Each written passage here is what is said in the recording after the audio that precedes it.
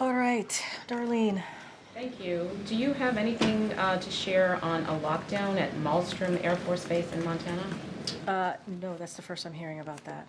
So I would have to look into that and get back to you on that. Secondly, in Venezuela, the government today ordered the local UN Office on Human Rights to close up and gave its staff 72 hours to leave. Is there any reaction from the U.S. to that? So I don't have any reaction at this time. Obviously, that's something that we are concerned about and obviously going to continue to monitor. I just don't have an immediate reaction to that at this time. Final question. The CEO of Ford, Jim Farley, was at an auto conference in New York today.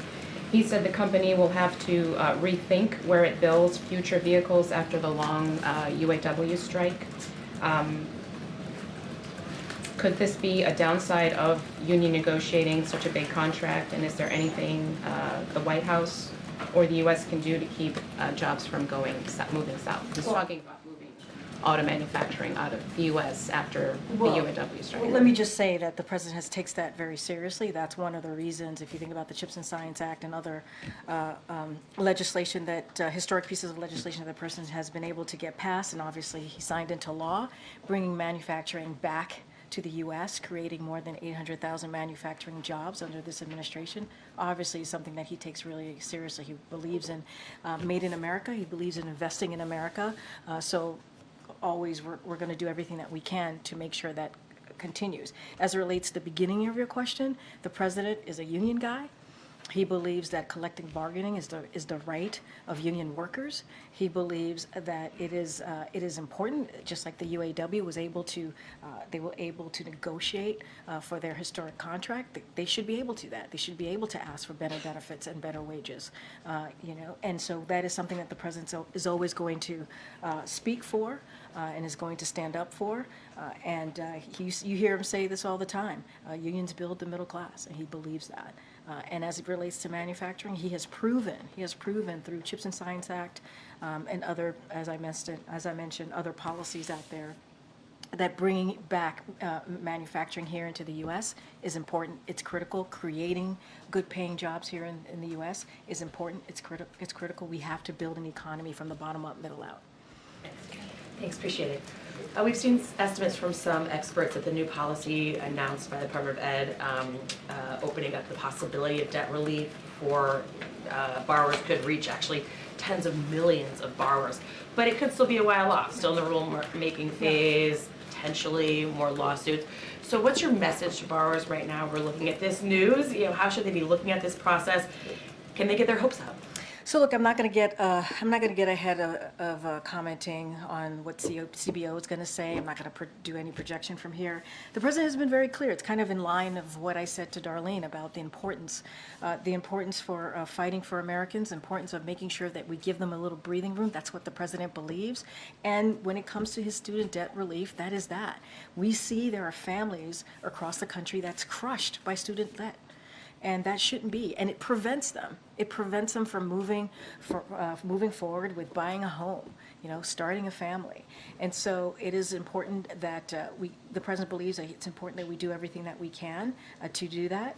He has launched the most affordable income-driven repayment plan ever. That's important, and he'll continue to fight to deliver, to give relief to borrowers across the country. So that's not going to stop him. I hope that's what Americans continue to hear, that he's going to do everything that he can to make sure that we give Americans a little bit more breathing room. How confident is the White House that this new rulemaking approach will hold up in court? So look, we believe that this will stand up in court. We believe that that's one of the reasons why, obviously, the Department of Education published this new proposed regulatory text, and so we're very confident. We're very confident that that will occur, but it's not going to stop the president trying to figure out more ways to continue to make sure we give relief to borrowers just across the country. And last, can you just tell us any more about what we should expect to see tomorrow when the president visits East Palestine?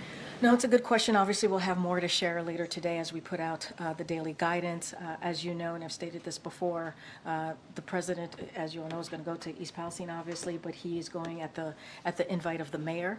The president's going to hear directly from the people of East Palestine.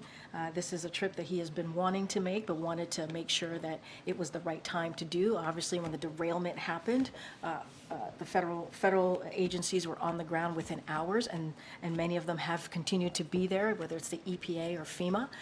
And so that's what you're going to see. We'll have more details to share later today, but you will see a president that goes out there, whether it's a red state, blue state, urban America, rural America, to hear and make sure that he is a president for all, especially when they're dealing with this awful event that happens specifically in this community. And look, one of the things that we've heard from this community, they do not want to be just known for one event, right? But at the same time, we have to be there for them. We have to hold Norfolk Suffolk accountable, which is what we're going to do.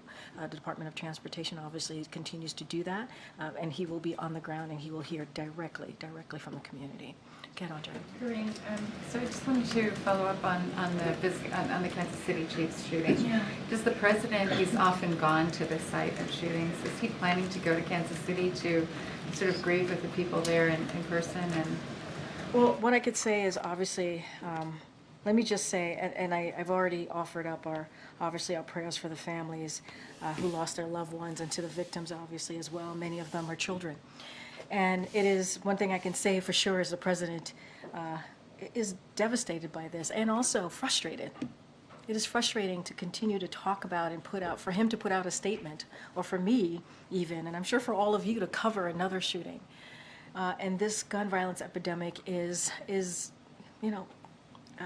really destroying our communities. It's having